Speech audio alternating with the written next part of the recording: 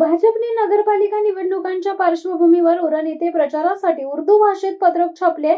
यावरून आता राज्यभरात राजकीय वातावरण चांगलेच रंगले असून भिवंडीचे आमदार रईस शेख, AIMIMचे नेते वारिस पठाण आणि मनसेचे प्रवक्ते योगेश चिले यांनी भाजपावर चांगलीच कडाडून टीका केली आहे। हेच ते भाजपचे कट्टर हिंदुत्व असे म्हणत मनसेने टीका केली आहे। तर या पत्राबाबत आता भाजपचे नितेश राणे काय भूमिका घेतात अशी टीका आमदार रईस शेख यांनी केली आहे। तसेच वारिस पठाण यांनी देखील बदलता है रंग आसमान कैसे कैसे असे म्हणत भाजपला डिवचले। उरण नगरपालिका निवडणुकांच्या पार्श्वभूमीवर भाजपने प्रचारासाठी उर्दू भाषेत पत्रक प्रसिद्ध केले। यावरून सर्वत्र एक नवे वादंग पाहायला मिळाले।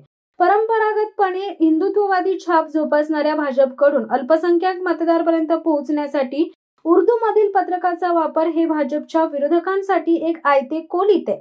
यावरून भाजपावर सर्वत्र टीका केली जात आहे। भिवंडीचे आमदार रईस शेख तसेच वारिस पठाण तर मनसेचे प्रवक्ते योगेश चिले यांनी भाजपावर कडाडून टीका केली आहे। हिंदुत्वाचा झेंडा उंचावणाऱ्या भाजपला अल्पसंख्याक मतांसाठी उर्दूचा आधार घ्यावा लागणे हे त्यांच्या भूमिकेतील मोठे राजकीय नामुष्की असल्याचा प्रत्यक्ष आरोप विरोधकांकडून केला जात आहे।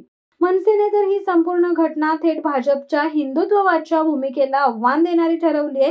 हेच ते भाजपचे कट्टर हिंदुत्व। एकीकडे सरसकट मुस्लिमांना शिव्या घालायच्या, हिंदूंना मुसलमानांच्या विरोधात भडकवायचं, दुसरीकडे मुस्लिम मतांसाठी उर्दूत पत्रके छापायची, मद्रासांना निधी द्यायचा अशी कडवट टीका मनसेचे प्रवक्ते योगेश चिले यांनी केली। तर भाजपाने आता उर्दूमध्ये प्रचार सुरू केला असून याबाबत भाजपचे नितेश राणे काय भूमिका घेतात असा टोला आमदार रईस शेख यांनी लगावलाय। तर याबाबत अद्याप तरी उरण भाजपाकडून कोणतीही प्रतिक्रिया आलेली नाहीये। शिवसत्ता टाइम्ससाठी प्रवीण पाटील, उरण। दे धडक बेधडक वृत्त देणाऱ्या आपल्या शिवसत्ता टाइम्स न्यूज चॅनलला लाल बटन दाबून सबस्क्राईब करा आणि बेल आयकॉनला क्लिक करायला विसरू नका।